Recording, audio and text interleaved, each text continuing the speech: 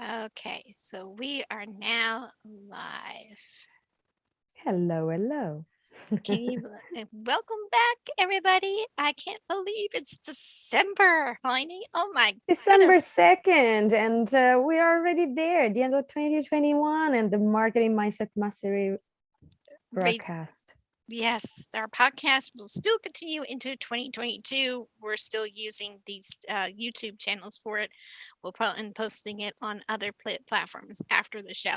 So I am super amped about today's show because Sophie's coming to talk about some real cool tech stuff, and I'm going to be geeking out during the show because I like We all tech. need to know more about it, right? It's Exactly. never enough. Oh, yeah, I mean, never like to enough. find the best, like there is not really the best tech out there. It's the best tech for you. Right. Because And it's something all that works for other people might not work for you or your business, and vice versa. Like you might find something that works for you that doesn't work for someone else. So the more you know about tech and apps that are around, the more you try them, the more the chances to solve a lot of issues and problems in your in your business and in your organization, and yeah, save time, exactly. money, Yeah. maybe. Well, I mean, and tech helps us automate some of the processes and Yeah, like you said, saves us time and money. save And time. oh my gosh, it doesn't replace a human being though. However, it does No, give you the peace of human mind. touch needs to be there, right? Yeah. I Yeah. believe in that, Yeah, absolutely. yeah. I'm all believing in, you need to still create those authentic relationships because let's face it, tech can't replace human beings, but it No. can help you make your life a little easier. So, Yes. and just avoid the tech gremlins, I'm just saying. But long It story helps. It short, helps anyway. we have some top tips that you wanted to share with our audience Yeah. today, and I can't wait to hear them. So, Yeah, drum roll, absolutely. Tech um, tips today. So, top tips this for today. week I've received a lot of emails from people that I subscribe from, and my clients as well. So today, really, like I heard a lot about speaking with someone and being interrupted. Mm, And I have some of my clients that I'm working with them for public speaking, and they said, "Oh, not always I have the chance actually to go on the stage and just speak and just do my thing that I prepared."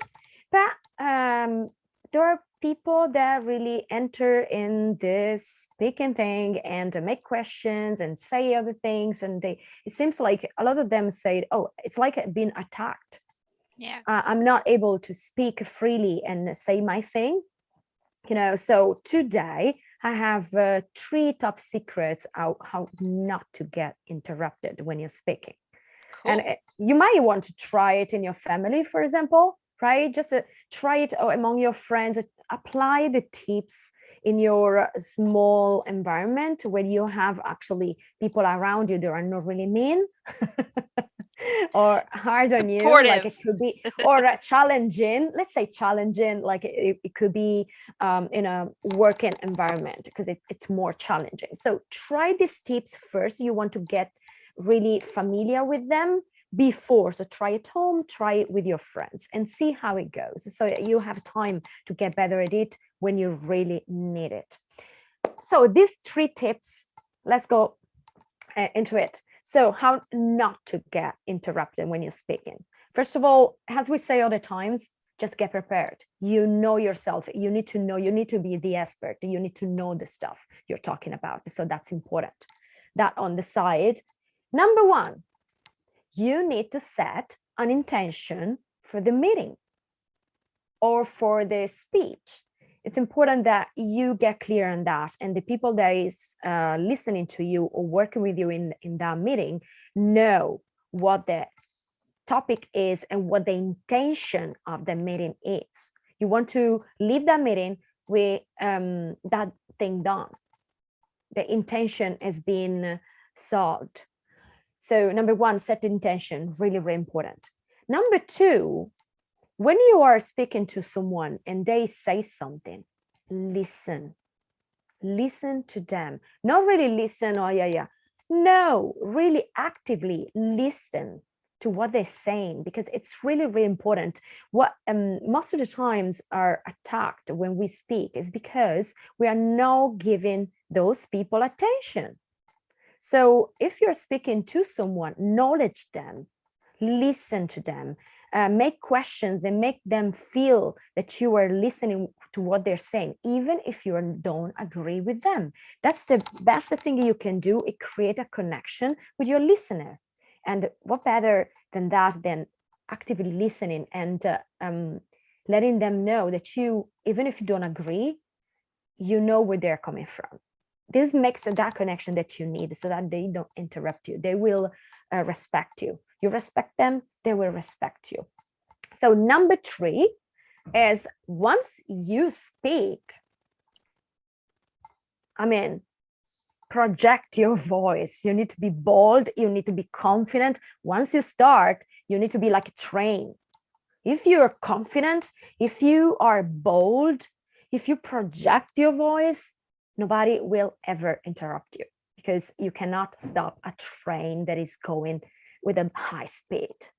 Try it. What might happen? Something might happen, So if you show that you're confident, that you know what you're talking about, that you prepare yourself for the speech or the meeting, nobody will ever interrupt you.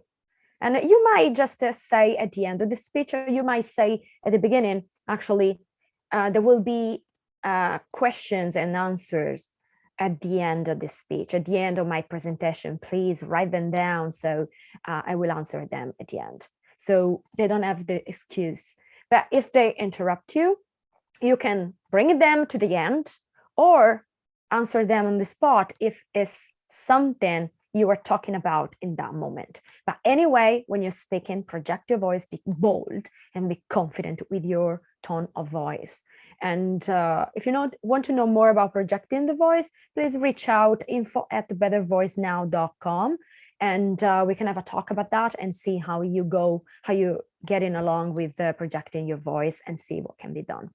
Perfect. So to wrap everything up, how to not get interrupted. Number 1, set an intention. That's really important. Number 2, listen actively to what has been said by other people. And number 3, when you're talking, project your voice, be bold and confident, and nobody will ever try to stop you. Perfect. No, that was spot on. And that's important too, but of course, when you get interrupted, when you have questions during an event, it just depends on what the event is. Like sometimes webinars, you could get away with it. Sometimes you could do that in certain instances, like podcasts. Important thing is just getting clear at the beginning how the whole thing is set up. Right. So if you want to get questions, tell them they will be at the end, so that you can go with the flow. And then you can go with a question later and really dig on it and give every person their time and you acknowledge them with the importance of their questions. Perfect. Yeah. So just go with it. I think it's a simple thing, so that you don't go like you forget what you're talking about. And it's really hard then to really be spot on your speech if you're interrupted all the time. So if they know they can do the question at the end, they will stop from doing questions. Yeah, it does help set that pace and tone for the speech, which is perfect. And we need to bring up our guest, Sophie. I'm really looking forward to it. Yes. We have a Sophie Zollmann. Yeah, so my God, it's so good too. A great topic. But welcome back to the Marketing Mindset Mastery Radio Show with your host, me, Mason, and co-host Tiny Phoenix, who's finally back, and I'm so glad you're back, and gave us some great tips. And then our guest for today is Sophie Zollmann, and she is a certified social media and online business manager from Nashville, Tennessee in the USA, and she is the CEO owner of Sophie Zo. So, and what she does is it's a next level business support. And on today's topic is on tech stack tools to scale your business. Oh my gosh, my students need this one because we all need to grow. Everybody needs this to grow. So let's bring her on down and come on down. And I hope you guys like my filter. You guys can go if anyone. I really like it. Hey, Sophie, we're talking about, we just introduced you, and I was just, while we were bringing you up, I was showing people how Sophie, to do filters. Welcome. Yeah, you guys can Welcome, add this Sophie. filter. Yeah, come on in. Thanks. It almost looked like it dropped for a second. I was like, oh no, did the technology just die? That would be our luck, wouldn't it? Yeah, well, yeah, the November 16th through the 18th, that whole week, actually, I couldn't even remember the exact dates, but we had more gremlins that week. And I think when we had Thanksgiving vacation in the US, I think it actually fixed itself because I haven't seen too many since. So anyway, but yeah, maybe it took a break and actually came back much better prepared. But we're so excited to have you. Well, we are talking about those Yeah. gremlins today and how to solve them or to find a better way to do stuff so they come back even less than usual. Someone, Yes. Sophie Zollmann. So Sophie Zoe, it's the name of your business. I really like it. Thank How'd you. you come Thank up you. with how would you come up with the name? I was kind of curious. Well, my name is Sophie Zollmann, and I've had that name. I've been married to my husband 30 years now, but back when this all started about 12 years ago, you know, all those years of being married to him and people struggling to say Zollman, spell Zollman, and all of Oh, that, I just thought, you know what? Let's make this quick and easy for people to Sophie find Zoe. me and just call myself Sophie Zoe. Love it. Love it. And And it sounds it was good. born then. I hope we pronounced it correctly at least. Sophie Zollmann. Yeah. Yeah, Yes. it's not I'm hard. Italian, so for me it's different than English mother tongue. They might hear it like difficult. Yeah, so everybody But for has Right. a me, different. no. For me, Yeah, no. everyone's different. Yeah. How, So anyway, Sophie, can you tell us like how did you start it with marketing? Like, have you ever did that in your business, or you just came up with that, or how did you go into marketing? that's a good question.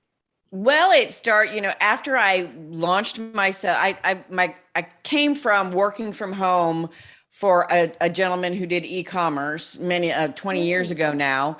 Worked with him for almost 4 years, decided to retire, or so I thought, to be a stay-at-home mom. And then financially, that just didn't last long. So I went back to work. And when I relaunched myself as a virtual assistant about 12 and a half, 13 years ago, I had to market myself. I had to do what it took to be able to get clients, get business and all of that. And so I lived on social media, and it all began with Twitter and Facebook for me. And once I saw the power of Twitter and Facebook, and then all the rest of it, the website, the blogging, videos, all of those things, I just became really passionate about it. And I love marketing. That's one of my favorite things to do. I mean, so much so that I've got a couple of marketing certifications even, because I just love it so much and I love to know about it and I love to do it and help my clients and people really get themselves out there, because nowadays, especially, the online marketing world is where it's at. If you don't have a good online marketing strategy and plan and execution, it's going to be tough for you to grow your business, get clients, sell your products and services. It really is. And it's just, I fell in love with social media and online marketing, back in the day when I launched this business and said, you know what, I have zero money to spend on advertising and the old fashioned ways of doing things. Mm. So I did all the free stuff that I could do, and it helped me learn and grow. And, when you implement those things and stay up on it, it just becomes fun and exciting. And so I've just been doing it ever since. Sweet. Very Yeah. good. Yeah. But it's funny. Your story is like not that far apart from what I've heard on time and time. It's sort of you kind of your business found you. You became it's sort of something where it just you found a skill set that you really enjoyed and you pursued it and you learned it and you practiced it and you put it into action. And look at you now. You got 12 years later a thriving business. So there you go. So it's just a perfect example of because one of our shows we're going to talk about is how to pivot your business, don't panic, don't pivot. We'll just pivot your business. So it's good that we have options on the table to encourage people to let them know, stick at it.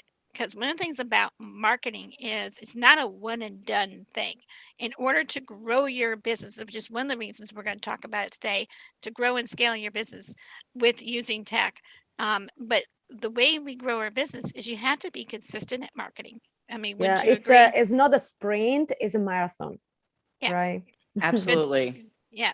So, and let me ask you this. I'm kind of off of with that in my question train of thought. how often do you do your marketing? I'm just kind of curious. I mean, do you do it daily, weekly? I mean, I tell people do a minimum of 15 minutes a day, you know? Well, I mean, because of the tech stack and automations and things like that, I am marketing not quite 24/7 in many respects, but I am 7 days a week. A lot of it is automated. A lot of it is done with my assistant.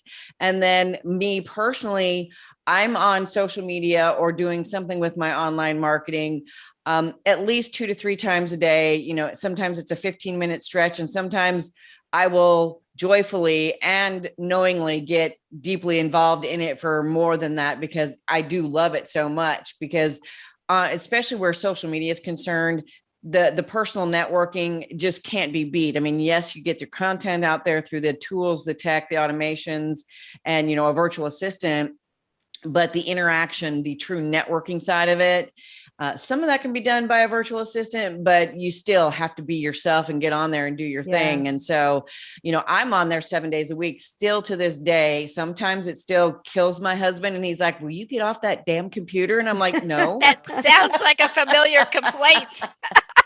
My husband was just saying that the other day. It's like, I would not be where I am if I hadn't lived on social media those first 6 months of trying to do this. Yep. And, you can't get somewhere with it and then go, okay, I've got it. I've handled it. I don't have to do this anymore. It's like, no, this consistent, you have to continue to do it day in and day out. And when you have the bandwidth, and if you find the joy in it, like I do, it's not work. Yeah. I love getting on social media and hanging out with people. And, and it's a mix between personal hangout and business hangout, and if you do it right, and I don't mean right as in there's a right way to do it, but if you do what's right for you and what feels good to you, it's not work. It is fun. And you don't mind getting on there every day, several times a day, and hanging out. It's a lot of fun if you make it that way. And I have a question for you about this. What about people that actually hate social networks, but have their own business? And nowadays we need to be online anyway, but we hate social networks. That's a good one, because that's me. What's an alternative? What's an alternative? Sophie? Well, when you hate social media, you definitely hire someone and outsource it, and you get with a good enough person or team / agency that is really good at getting your voice, getting who you are, that has an amazing copywriter on it. You don't use AI, you don't use a ghostwriter, you use a really well-seasoned copywriter who knows your voice, and a graphic design social media VA who is really excellent at doing images and things. And you put together plans of social media calendars and marketing calendars and things like that, so that you can systematize the marketing, whether it's social media or otherwise, to minimize how much time you personally actually do have to spend with it. And if you get everything dialed into where everybody's doing the work mostly except you can actually take 15 minutes a day to get on there personally, even though you hate it, but it's 15 minutes. And you can work on your mindset enough to go, okay, it's 15 minutes, big deal. I'm going to jump on for 15 minutes. I'm going to talk to people, say hi, whatever. And then I'm gone, and my team is doing all the rest.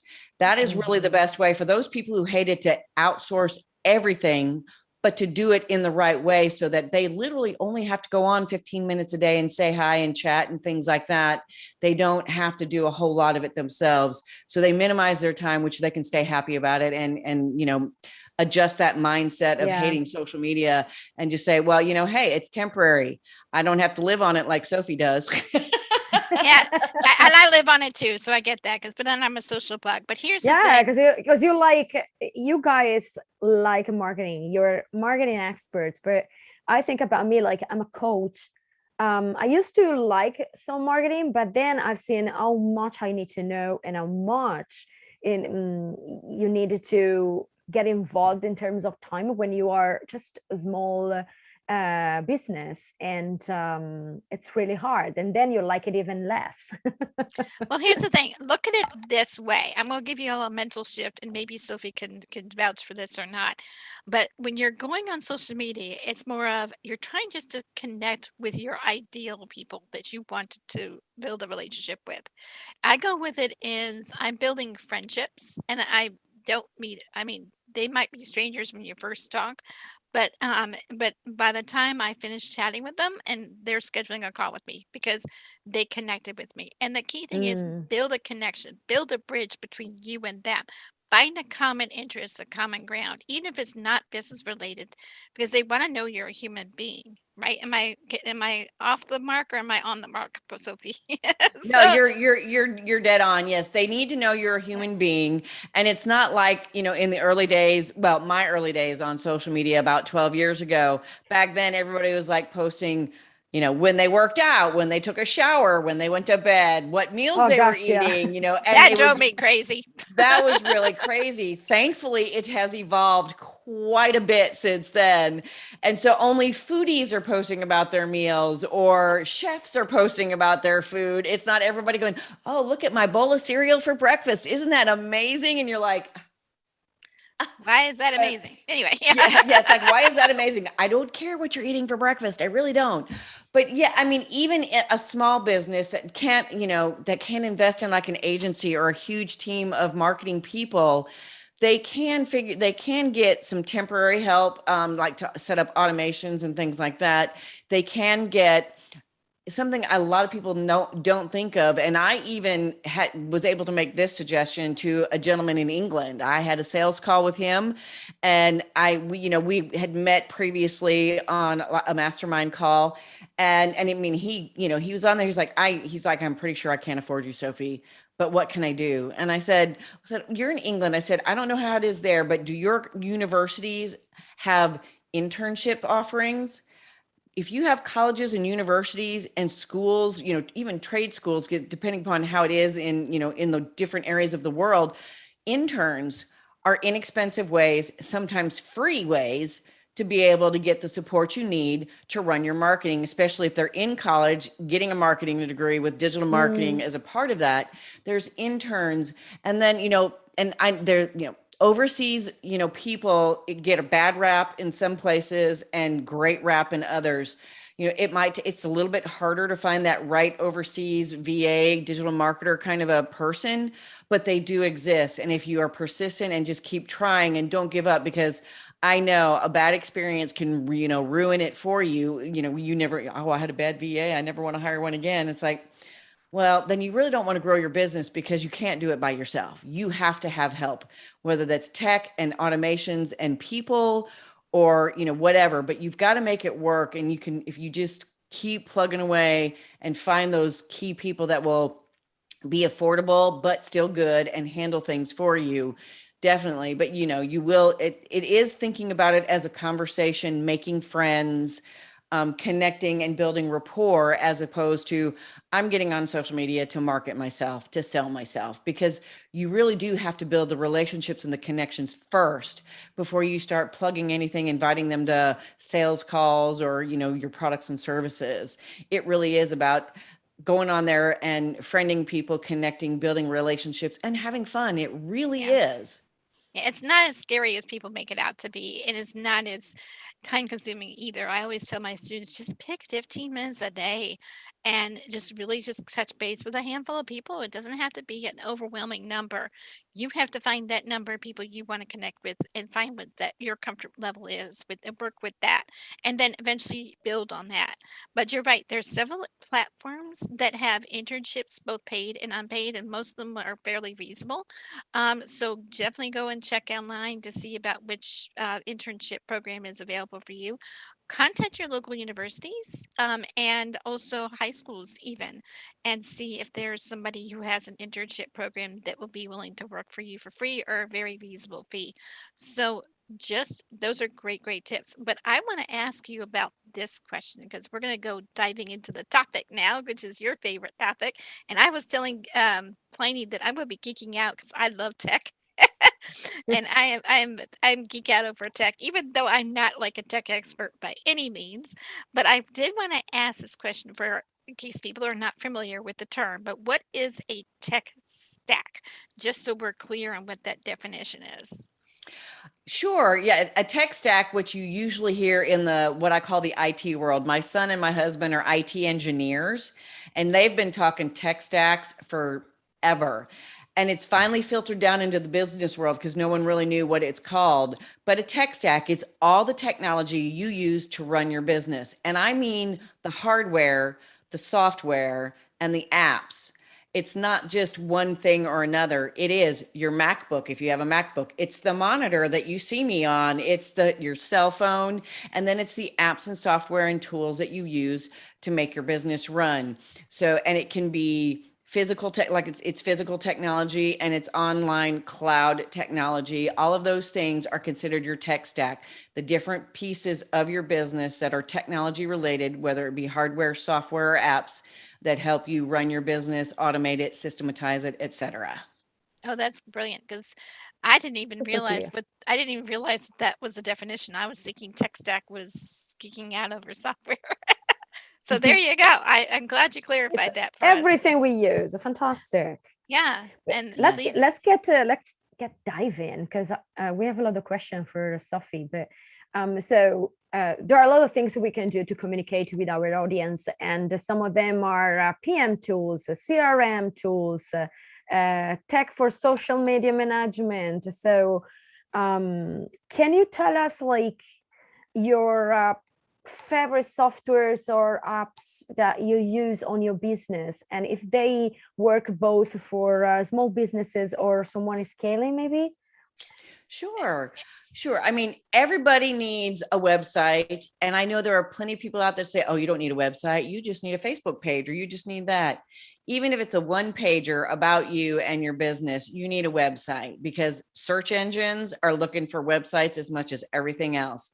And WordPress is one of my favorites. It's the best one I think out there. I've been using it for years. And thankfully, WordPress itself is free. The part you have to pay for is your hosting.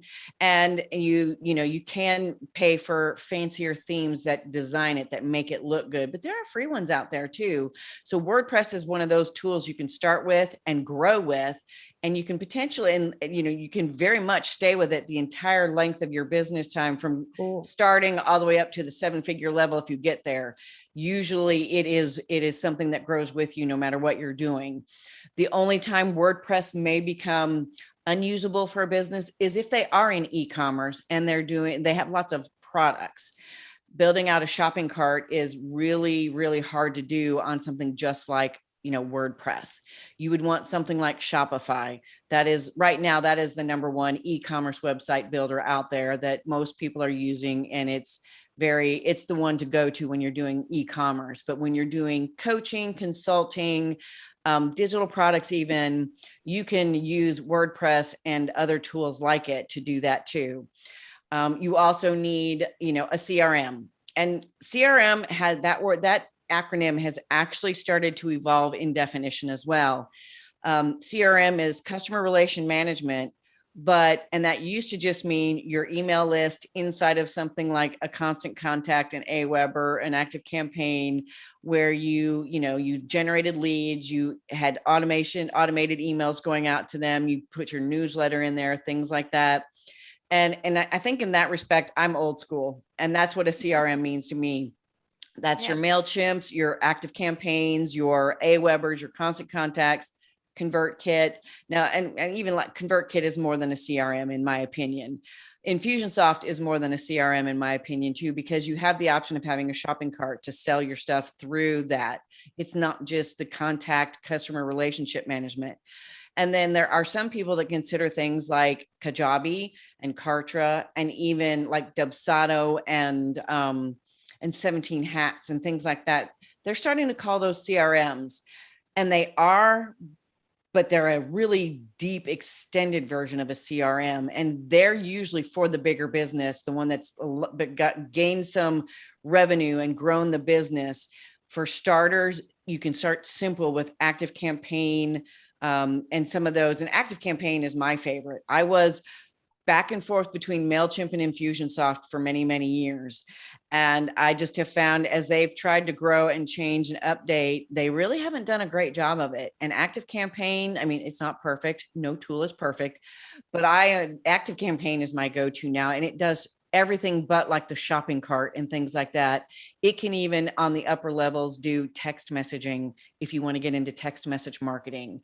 And that is all a part of the customer relationship management. And so Active Campaign is something you need. And then there's social media management. There are a gazillion of those tools out there too. And I've tried many over the years.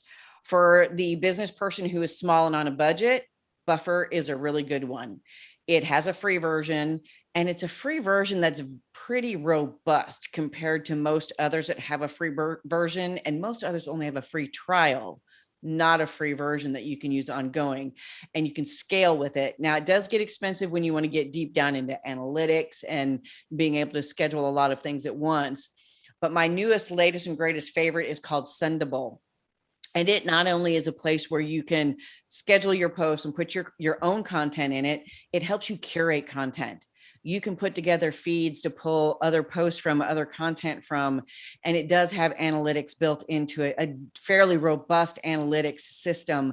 And it is very affordable, in my opinion. But it's not cheap, but it's not ridiculous, like $500, $600, $800 a year. So Sendable is my favorite, but Meet Edgar is another option as well.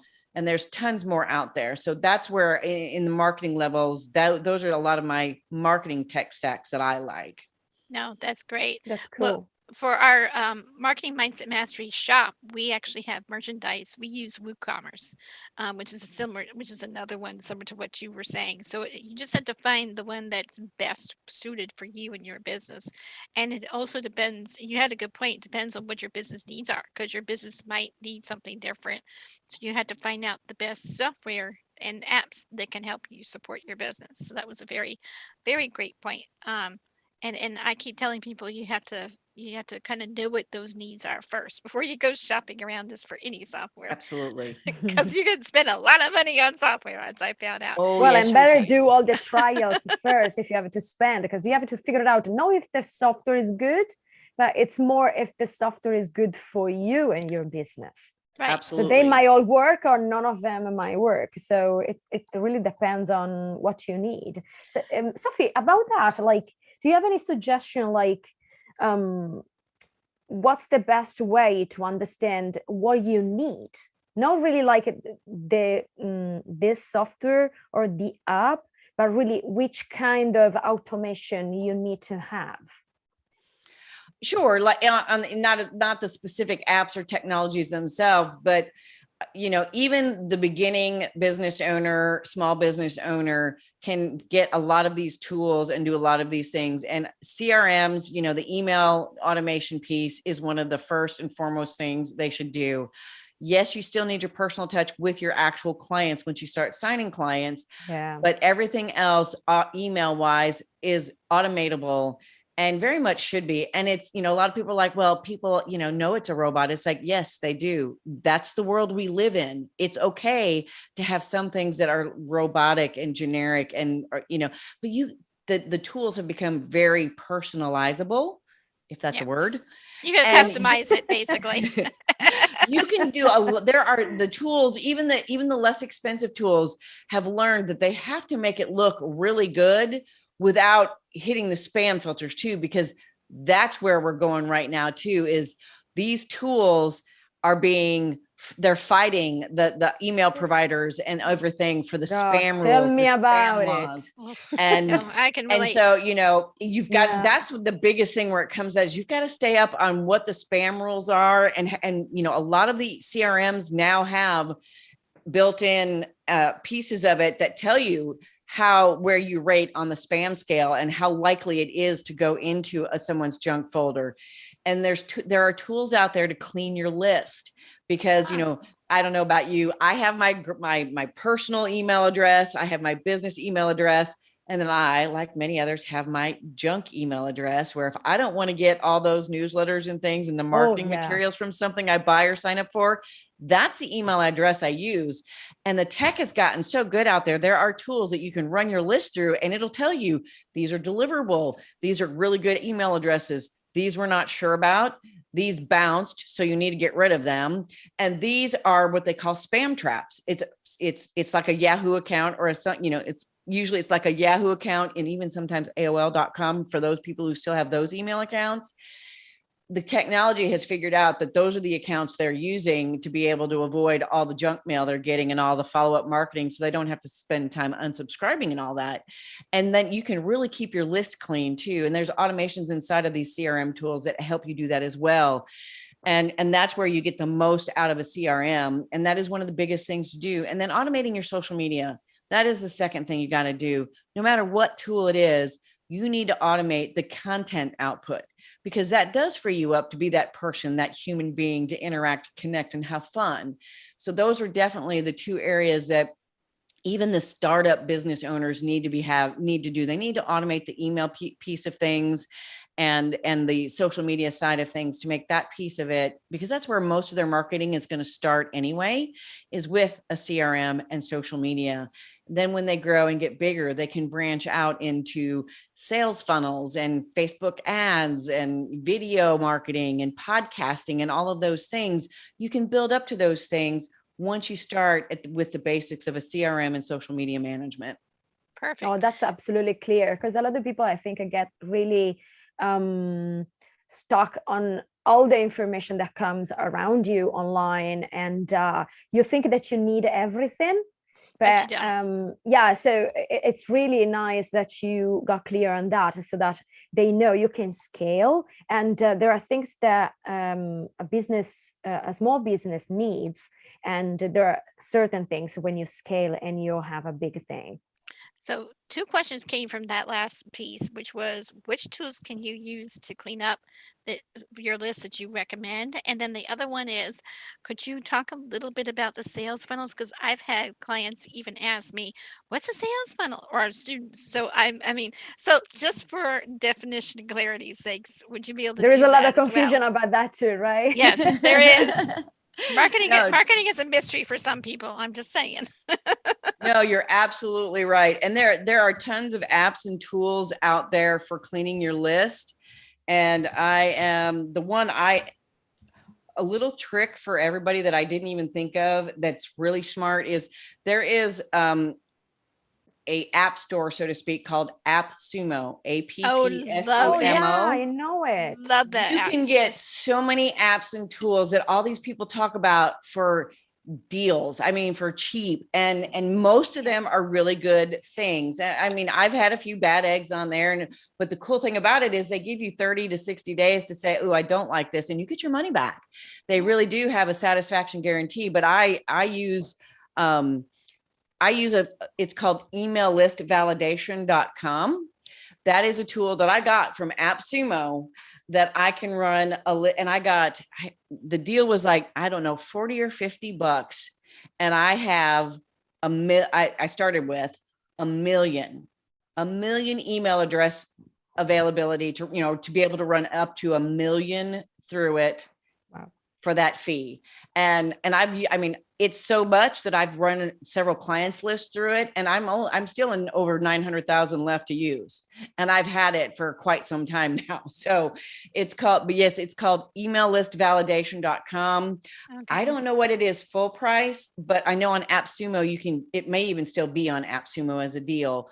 But that is one of the tools that I use to clean email lists. And it's really great. It's easy, it's fast.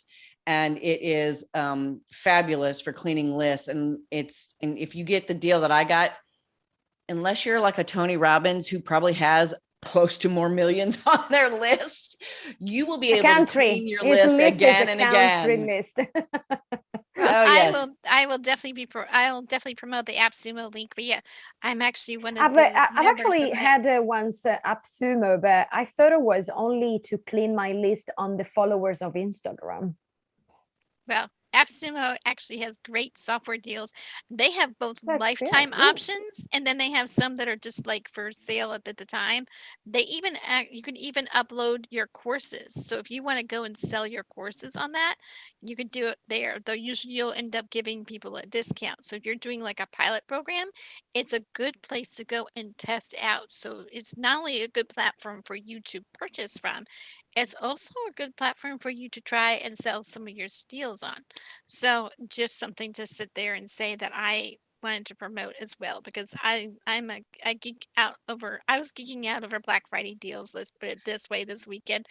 That is one of That's the few places I went there first. I went to AppSumo first. When uh-huh. I got up Black Friday morning, I said, I'm going to AppSumo first. I'm looking Yep. for the deals that I want. And then I did all the rest of my online Black Friday shopping. Yes. It's I'm Kindred right there Spirit. with you. I was geeking out and we're like, okay, what can I afford? And what can I, and I really trimmed it down. And Yep. I got a landing page deal with software for only $15 for a lifetime. I was thrilled, even Ooh. though I do WordPress myself, but I'm here like, oh my gosh, but it was one of those great, it was things in there and I went and geeked out and I haven't been able to go back on it, but I am going to be playing around with it during the holidays because I'm going to be like, okay, so what can I create? So anyway, and I'm loving it because I was using MailerLite as an alternative, and I love MailerLite for my email list sometimes. But I've actually used because I got SendFox through the AppSumo deals last year, a couple years ago. Sunfox has been sending out our replays for this wonderful podcast, so it's picked up on it. So since last November, which is exciting because it automatically generates the emails, and then I go in and I pretty it up and with the wording and kind of personalize it, like you said. And then so I love SendFox as well. So if you are like us and geek out over software, this is definitely one you're going to need to listen to because anyone who wants to automate their business and save time, oh my gosh, we've given you a ton of stuff and we're not done. So anyway, so buckle up, here we go. So anyway, I like to make things fun if anyone have not noticed that. So if you're not having fun, what is a blooming point? That's just my perspective. So you talked about CRMs and you talked about tech stacks tools and oh my gosh, so many different ones. And there's a couple of them, and I'm not sure if we touched on it, but I really want to find out what is your favorite client management tools? Because let's face it, once we've done all the marketing and we've landed those ideal clients, how do we track their progress? Like, what's in progress and and what's from what's getting started to what's in progress and what's delivered, and how do we have tools to help our clients follow along with us so we're not constantly having to send out those reminder emails, and that saves us a little time in the process. So what do you recommend for client management tools? Well, for client management tools, from the perspective of they're a hot lead, you get them on your calendar for a call, and then you want to send them a proposal, and then you want to send them a contract, and then you want to send them an invoice, and you want to do, and then if there's an intake form and all of those things for the initial onboarding of a client, that kind of client management tool, my favorite is 17 Hats. Oh, It sounds funny, but it's 17 Hats. And the reason why I like 17 Hats, and I did my research, of course, there's Honeybook, there's 17 Hats, there's Dubsado. I found Dubsado Yeah. to be very clunky and hard to use and understand as a Isn't user. it? I found it complicated too. I tried I and found I it say, I complicated. don't want to go crazy on this. Yeah, it's complicated. And through a client I had who they had a Dubsado expert set it up, and then that person left. And I was their tech VA, their tech team, and they're like, can you go in and fix this? And I'm like, I'll try. And I would go in and fix it. And I'd say, it's fixed. And they'd be like, no, it's still happening. Oh, well, I got to fix it over here. And I had to fix it in like 5 different places before it actually fixed. And I'm like, that's not effective or efficient. And figuring out where those things were was really hard to do. And please, I am tech savvy. I really am. I'm not an IT engineer like my husband, but I am pretty tech savvy. And then one of the big kickers for me for choosing 17 Hats over like a Honeybook was it allowed me to get rid of my scheduling tool my bookkeeping software, Hmm. and my contract signing tool. Yeah, I know. I got It It's all in pared there. down, everything right? in one place because I was using Adobe Sign for my contracts. I was using Time Trade for scheduling calls, and I was using GoDaddy bookkeeping for my bookkeeping. And 17 Hats does all of that in one place. You can do Wow. lead generation out of it. I mean, it's got lead forms to Really? where you can actually create a lead form, publish it, and set up emails to go out. It's got workflows so that you could actually do your lead gen and follow up marketing through 17 Hats if you wanted to. Now, I caution you, their emails are very just text oriented. They're very basic. You don't want to use them for newsletters and things that you want to look pretty and be graphically designed, but for basic follow-up emails on, leads and getting them into, on calls, and then, sending them the proposal, all those things can be done through 17 Hats, and you can brand it. So it does like throw your logo and things into it and your colors, but it's really a handy tool because you can get a call and then it will send them reminders. You can, after you have the call, you can trigger it to send them the proposal. And if they sign the proposal, then it sends them the contract that they sign, which then can Fantastic. send them that first invoice, which they can pay, etc. And it's a really great tool. And then of course it's got bookkeeping in it. So I've connected it to my, my business accounts, my credit cards, all those things. And so I can, and So at it's the end of the year, pretty basically, solid you just tool. click on something and you got it all ready for your accountant. Absolutely. Yes. It's got reports so I can give him my P&L and say, here's my P&L. Now go do my taxes. And, I it's need maybe great. looking into that one because I've been I will wanting to look try into to. that too. Yeah, there's also a couple others out there that I have looked into as well, but then they're free for up to the first 300 clients. Is one of, and I can't remember the name of it, but one of my I used to business use students mentioned Bullet. it. Yeah, I can't remember But the name of. Bullet was just for bookkeeping, and yeah, it used to send emails too, like with invoices, reminders, and things like that. But then they changed it again, and it became so expensive and complicated. No, you should have, like, I don't know why developers like change stuff when works. What's the point? Well, Like, some of them, especially when it's a free tool, they realize that if they're going to compete with the big boys, they've got to upgrade and start charging, because free, most of the time, the free level of these tools only gets you so far. And when you hit oh yeah, 6 of and 7 course. figures, you obviously can't be in a free tool.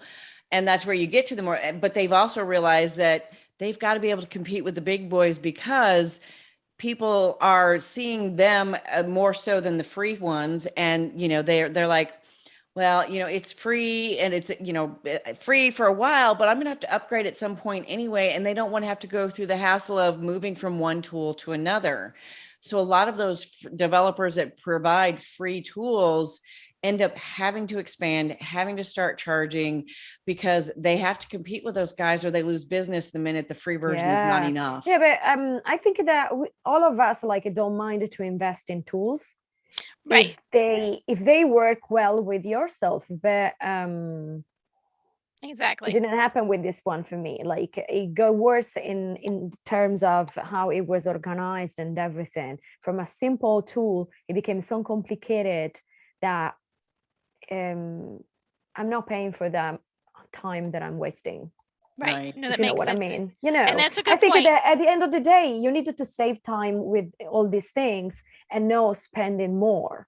The Right. whole point is I don't do it because an automated tool is doing it for me. Once I get the time to set everything up, that's the investment of time, not only of the money, but then it needs to make everything easier. And if something comes up, I need to be able to fix it very quickly. I don't need the support. I don't need the time to contact support. My clients are waiting for my answers and I'm there like, oh, I don't know. So sometimes like, I don't know. I have a question for you both, actually.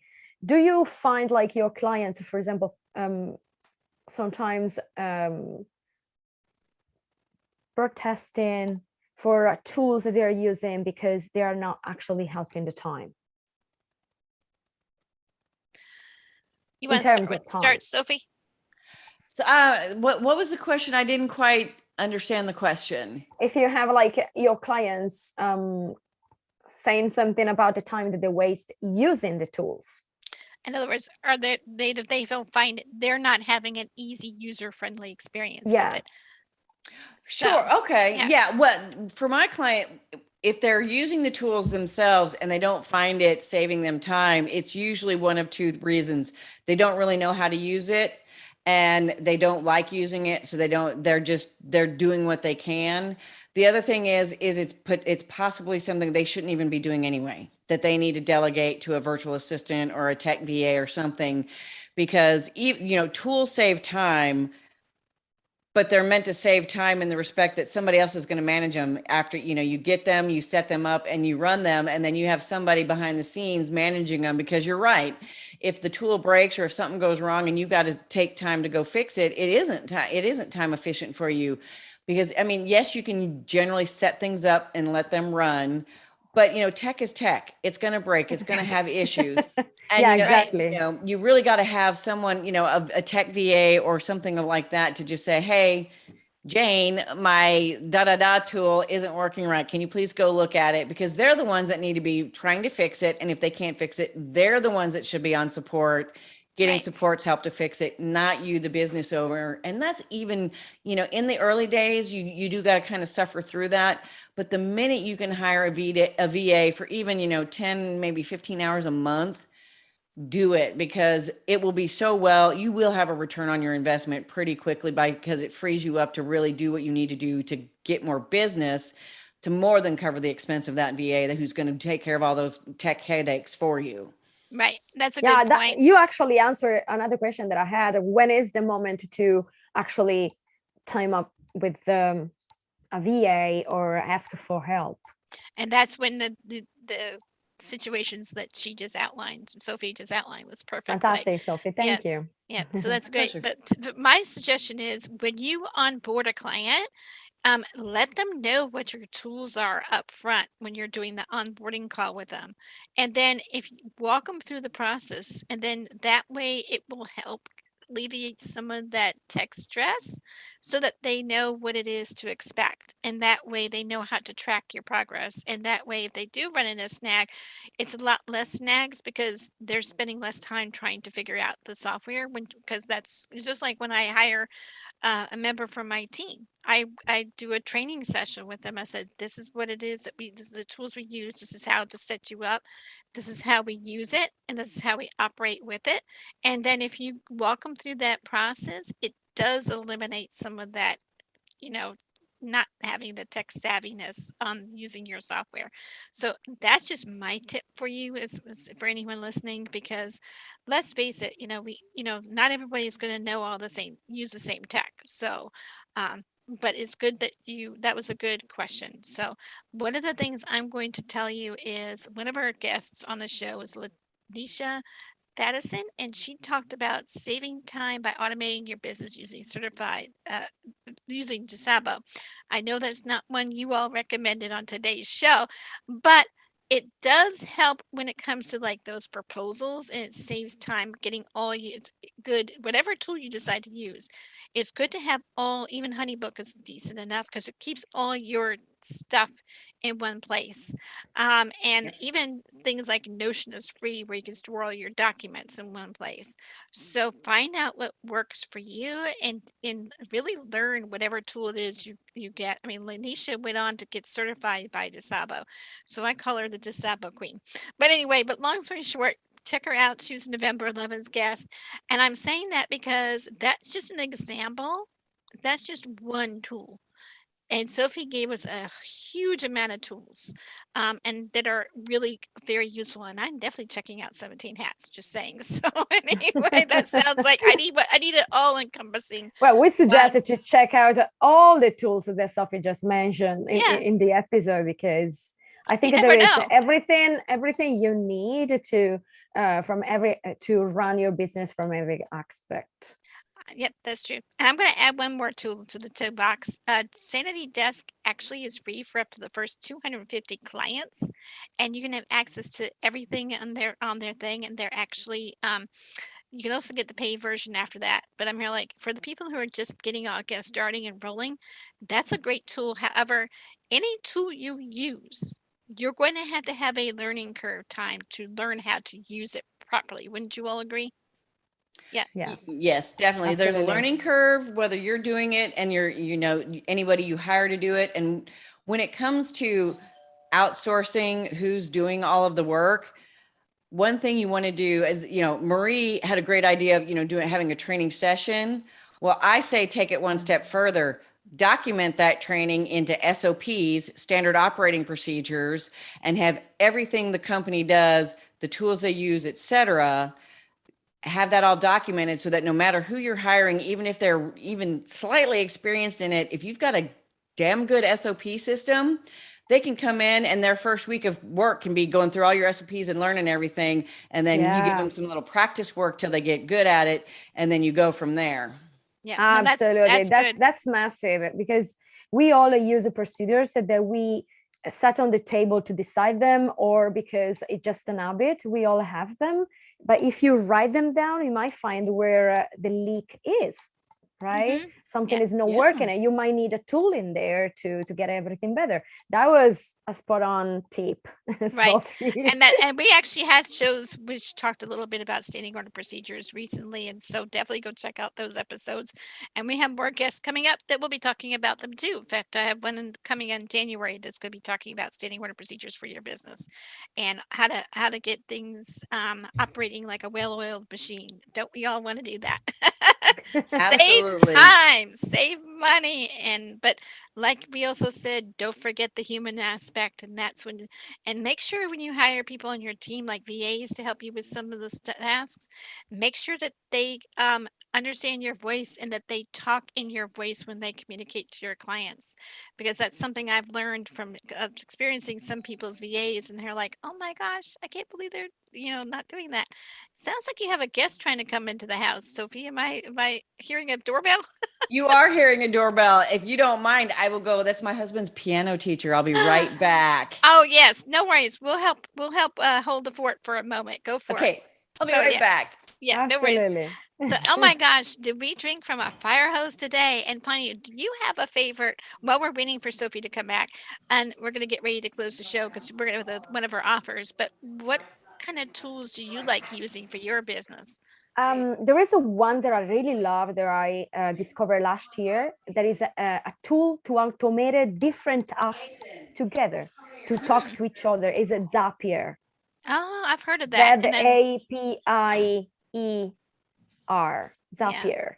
And Zapier help you to connect different apps. For example, I could tell I'm in a platform, okay? And in that platform, my client leave a message. So when they leave a message to me, Zapier takes that application, it puts that on my Excel, and from Excel, I have a list of them all done with all the information, and it sends me an email on my personal email, business email, and I know that the person put the application there. And but it can connect every app in the market between them, so you can create a trigger, and the Zapier is creating for one thing happening, for a trigger happening, Zapier is doing an action for you. So I have a lot of things, leads made done by that with the leads or any other thing that I need that I don't have to do. So I really love Zapier. good Yes, idea. and that is a good point, and that's a tool that I use often, but often forget to recommend. It is the integrator of things that don't integrate. If you want something to integrate that doesn't natively, naturally integrate, it's highly, highly likely Zapier can do it. They have thousands and thousands Oh of my tools gosh, that they can put every week I together. receive a list And of it's an amazing 100. tool to put things together that don't go together, and it helps you Wow. automate things. Yeah. But, and again, but you always have to keep an eye on it because, like all tech, it can break, it can stop working, and you have to keep an eye on it. But it is amazing because some people will say, well, I have this, and this tool, and I've been told I need to change all of those into one tool over here that's an all-in-one. It's like, well, yeah, you can do that, or you can get Zapier and we can make them all work together. And it's like having that all-in-one tool. You're just using Zapier to make it all in one. Yeah. when it's not. I have just a suggestion using Zapier. Take a list of your zaps. So every time you connect one app with another, with an action with that Zapier, take a list of what you're doing and what's the action, so that if something happens, you know what you have to fix. It's really quick. Like even the curve of learning, it doesn't take that much. Just a few hours, and you understand how to do it. So Great tips. let's take the list. Great tips. We have one more question, then we got to literally wrap up the show. I can't believe it's been about almost an hour already. It just seems like you blink and it goes by so fast. And just, and it's just having conversations and getting to know Sophia and Well, what Sophie knows so Sophie- much about tools yeah, that we Sophie. could stay here forever I know. learning I about told it. you So I would Sophie, geek out on Sophie, this. come back. Sophie, Yeah. come back for Yes. more tools, okay? I would Yeah, be happy to. Absolutely. Yeah, I can talk about tools and automations and systemization Now we can and all see of that stuff all day Yeah. long. Yep, and I'm right there And with we you. want that. And We people want that need that. energy. We want that passion. And we want this. Yeah. And Pliny, this is the perfect time to be grabbing those special holiday deals. Oh my gosh. We had Black Friday. Still Black Friday Right. deals are out there. So But we have it's just not to even just go Black and find. not even Black Friday. It's also the Christmas holidays, the New Year's holidays are coming up. And some people are even getting on the bag ready and doing the 12 days of Christmas. So this is They like are. the perfect time to grab your tools because they're giving you Now or the never. best rates. They'll have more, but I'm telling you, between November and December, they give you their best packages and their best rates, like lifetime deals. Oh my gosh, grab those if you can. Make sure you don't blow your budget doing it. I'm just saying it's very easy to do.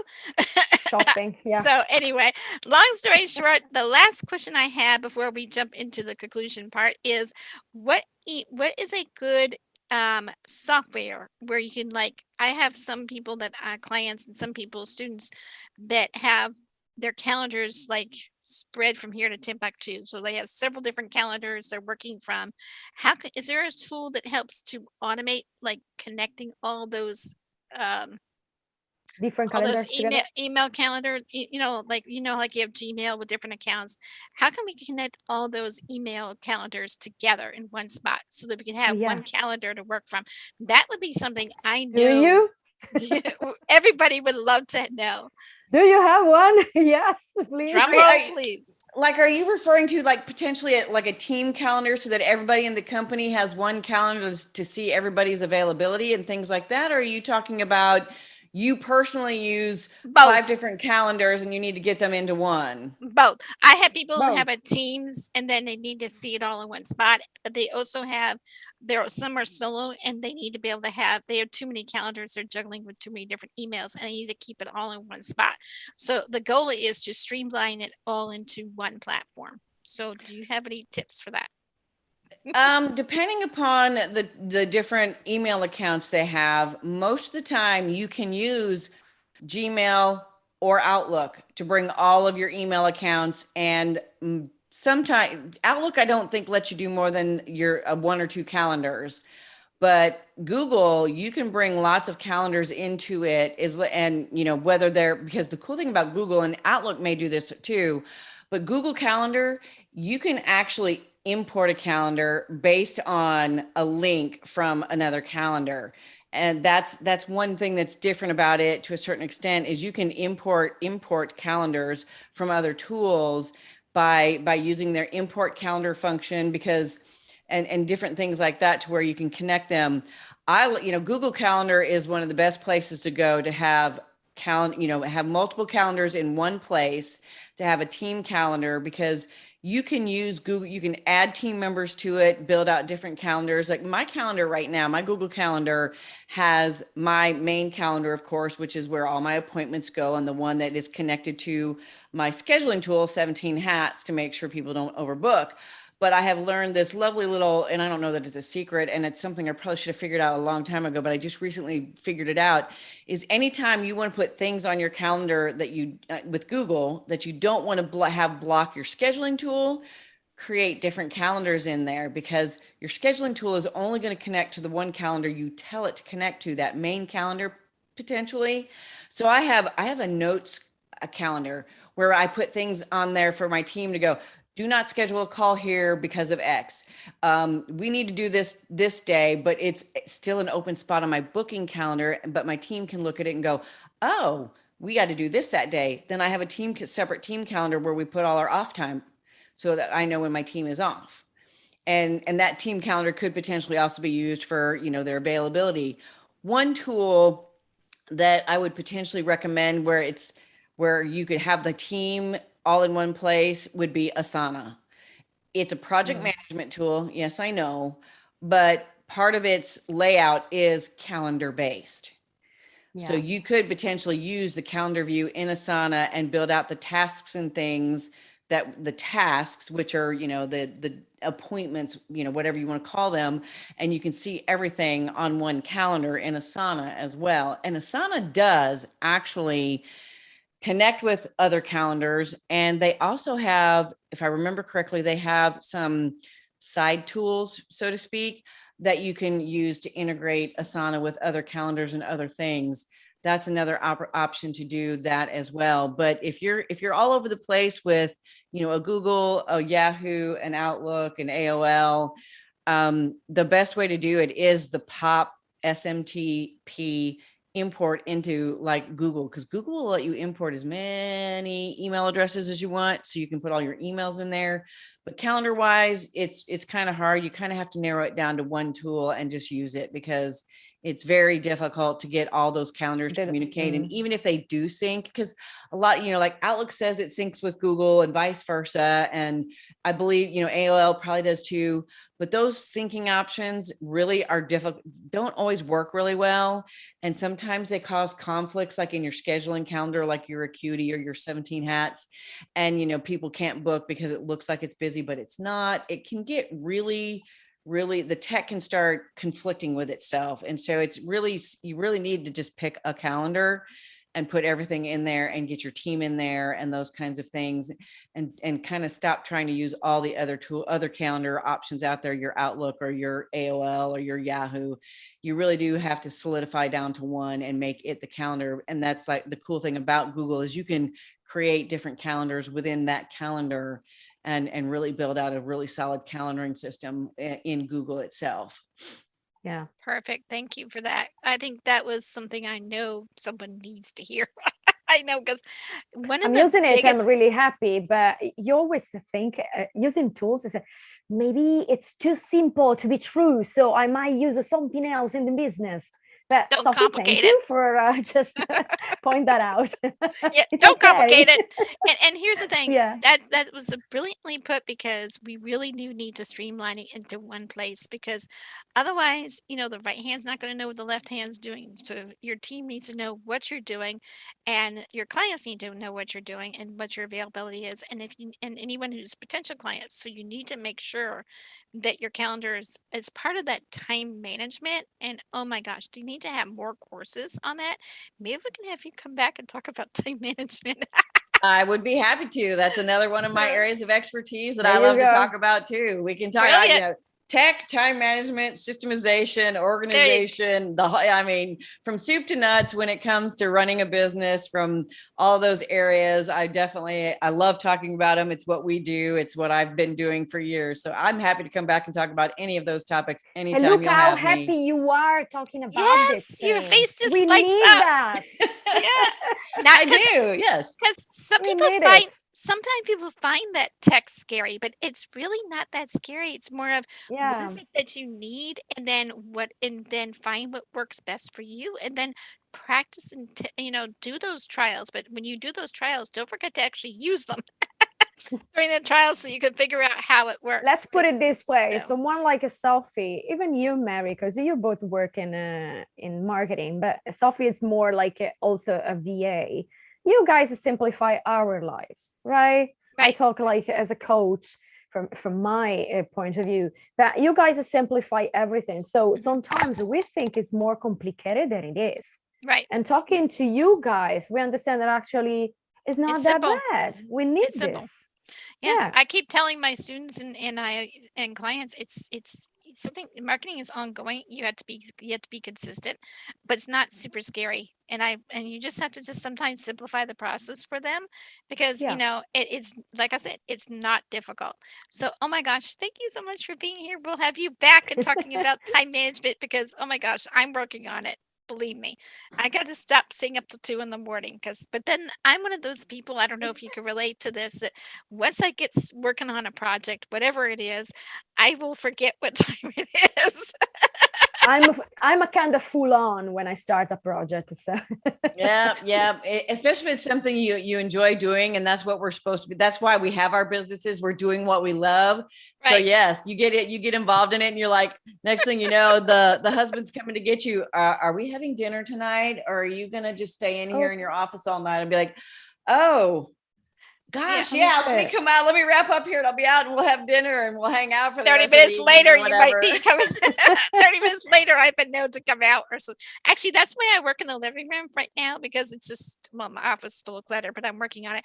But the long story short of it is, at least they can sit there and says, Mom, time to get off the computer so we can have dinner. So, and I've been known to have, husband or son sit there and say that. But if I had if that's I how went we to the work now. office, if I were in the office, I probably would never come in the office. You'd never That's see it. me. So next time, Anyway, Sophie, time management will be amazing, and definitely. organizing all the procedures and things like that. Yep. But Absolutely. Sophie, we all like you talk these all amazing tools to help us in our work and free up a lot of space in our time. But if someone wants to work with you or wants to just check what they can do for the job, they can find you on Sophie Zoe. You have a website, I guess. How they communicate with you? How they can reach out? Yes, they can find me. My website is sophiezoe.com, and it has all the information you need, including a link to book a free 30-minute call to learn more, to figure out if, we're a fit, to pick my brain for a little bit, but you only get one of those. But yes, sophiezoe.com is the website. I'm on all the social media platforms except TikTok. You will not find me on TikTok. I'm with you there. But you can find me on all the others, including Clubhouse and Snapchat. Now, I will tell you, Snapchat, I'm just there for my kids. Oh, I was I'm not searching there for you for on business, but if you want to find me there, you can find me there. Well, I want to say thank you so much, Sophie, for being a great Thank you. guest and talking about tech and making it sound so much more sexier than most people realize, including Yeah, it was social actually media. cool. Yeah, I it was want to very. know more. Yeah, I know. That's why we're glad to have you back. But anyway, long story short, your topic was fantastic and spot Thank on. you. And I think what it is, it's going to really help people save time using those tech stack tools, because the tools are there to help us. And, you just got to find the right one that works best for you and your business and learn it and apply it. And oh my gosh, it's going to save you time in the long run. Trust me. But It check will. out our YouTube channel. We're going to be starting to load up things on the Liberty Virtual Solutions website, libertyvirtualsolutions.com. So make sure, hopefully soon, because I'm trying to get to my work. We're updating the website this month with all the. We're going to be a little bit behind because it's very time consuming uploading all of our we have about 18 months to 2 years worth of content for podcasts, so it's going to take a while to get all of them on the website. But definitely check out our YouTube channel. We'll have them on their Facebook page, which is Liberty Virtual Solutions on Facebook. We also are going to have them on other platforms coming soon, like Speaker and Spotify and others as well. So check them out pretty soon. And oh my gosh, we are going to have that shop. One of the special offers I've been doing since August is anytime someone buys one of our back to school backpacks on our shop, it's a $45 item. A $5 gift card is going to go to a lucky teacher starting in the Virginia area and working our way to the US. And if you have a lucky teacher you want to give that gift card to, let me know and I will make sure they get it, because it's just to help them give back to our community, to help them, because teachers, let's face it, buy a lot of stuff for us kids and they don't get much back. So we're going to make sure that that information there you have that available. So, oh my gosh, Pliny, do you want to close out today's show? I cannot believe Yeah. that it's the end of the show. It's already the end of the show. Thank you so much, Sophie, for being with us. And thank you, everybody, for listening to our broadcast and watching us on YouTube. So join us again next episode on Thursday, same time. Great tips, ideas, how those, and to make your marketing and your mindset work for you and your business. Our guests will be all providing good tips how to set your business for success. We stream live at 11 a.m. Eastern time. So be with us next week. And please feel free to share, like, and subscribe to our YouTube channel. And the notification button, click on that because you don't want to miss next show. So until next time, this is Pliny Phoenix with our host, Mary Mason. We'll see you next time at the Marketing Mindset Mastery Radio Show. And our guest, Bye. Sophie. Bye for Bye, now. guys. Happy Thanks. holidays. Bye. Bye. Hold on.